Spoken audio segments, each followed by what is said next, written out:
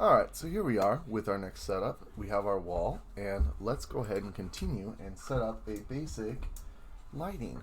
Well, it'll be pretty basic. So you have a couple of options, but the one I will go with and then sort of play with is going to be, if we go to, we can actually go from modeling to rendering, and that'll give us some change ups here. So lighting and shading, you'll see the Arnold tab.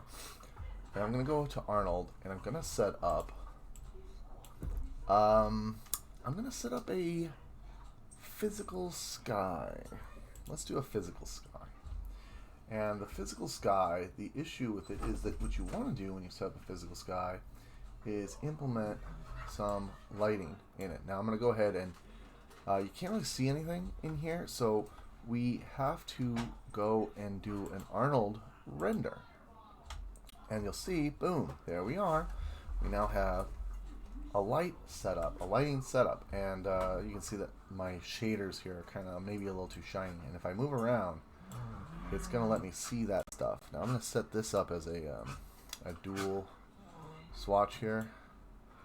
I think I can put this, I might be able to put this over here. I should be able to set this up in here as a, oh, I might not remember where the panel is for this one. Panel, hypergraph, panel, layouts. Let's see if we got a special one. I might not have what I'm looking for. I wonder if we can do it from here. New camera back. Maybe not from this one. Let's just go back to our Arnold render then. Alright.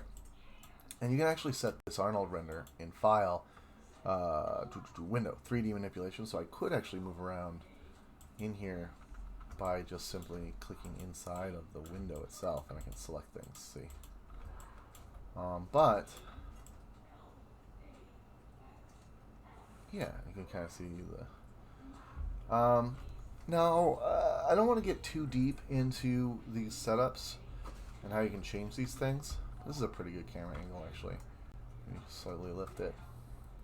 We get a nice view of what's happening here.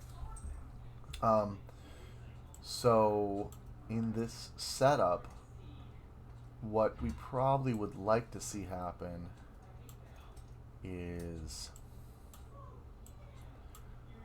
and a slight adjustment maybe to the ground. So if I go to my ground shader, you'll see that I get these options, and I can adjust this roughness and metalness and all these other things.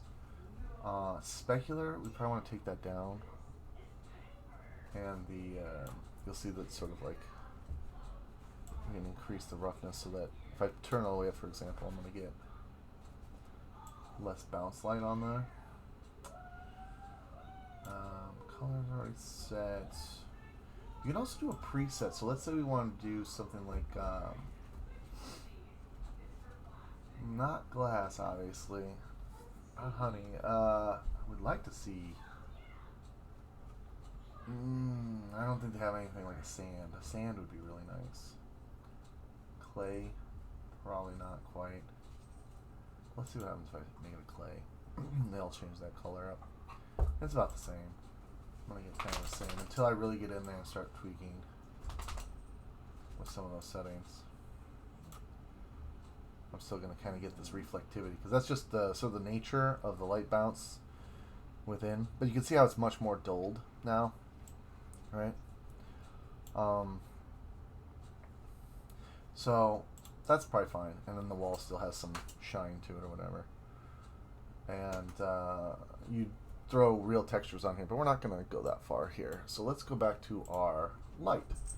So our light dome has all the controls. We can increase intensity on here, which you probably don't want to necessarily, but that will help. The exposure is sort of the better one to work with.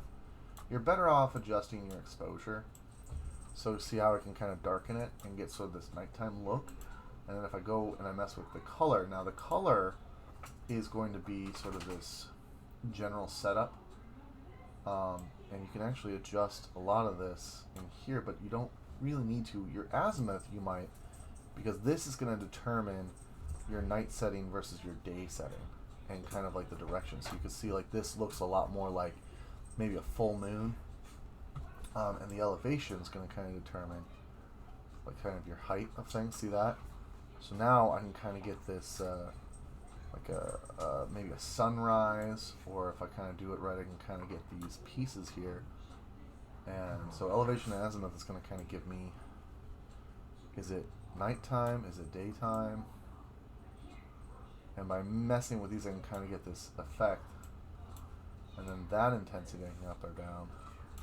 With a sky tint, that can kind of be replicated by some, say, some blues, right? And so bam, there you go. I kind of get maybe a full moon, starry night visual here. And you can actually have a sun in the sky, or you can take it off and maybe just have more of a nighttime shot. But this doesn't, if you mess with these settings, you can still get something that looks a little more like a moon. Maybe that sun tint needs to be more like a moon, right? So now we get a very sort of nighttime feel. And again, I can rotate that azimuth around to, say, the front. Doesn't have to be in the back. Just backlit makes it feel more, right? So I push it there versus pushing it into the back. Hey, quiet. All right, that's my dog. Sorry. Ooh, make you jump. Then you see I can kind of get this nice lighting set up here. And if I want to restore the defaults back and push it back, I can get more of that daytime setup by pushing this back towards sort of the original, or giving them more of like a sky. You can also get all sorts of cool effects, like maybe it's a gross, foggy, dingy sort of visual up here, right? And you get kind of this green, and we can push that elevation and azimuth back, so that feels very much like it's a daytime with the intensity back up, and then you can go back in and kick back up that exposure, and I kind of have like a much more sort of searing hot day look. So you can play with those 5 or 6 settings and get some pretty good results. Later on we can discuss how you can actually implement literally, because you can also adjust the horizon aspects here. But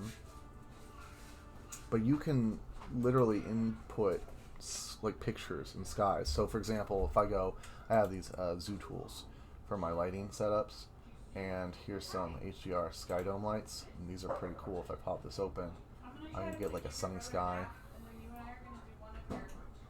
I double click that. Ooh, maybe. It takes a moment sometimes to load. I'm not sure if it's loading.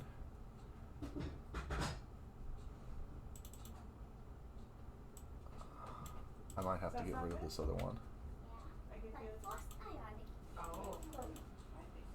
There we go. So now you can see that there's some bits in the background, and then get much more of these sort of like cloud visuals in here and such. They kind of interpret a lighting in your scene. So I have some more advanced lighting stuff. Fun, I'm recording something. Hold on.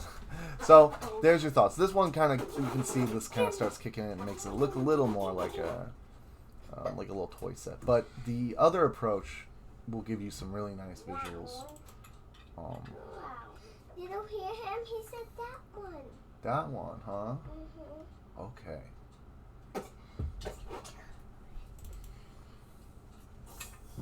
Right. The scaling was a little off then. Oh, ooh, wait, hold on. Give me this one right here with these ruins in the background. Yeah, see. And then you can still always adjust those lighting setups by just going back in and taking a look at them. See? And in this case, they have an image set up in there that's utilizing and driving some of those settings. But you don't have to do that. You can actually play with the standard color sets like I just showed. All right?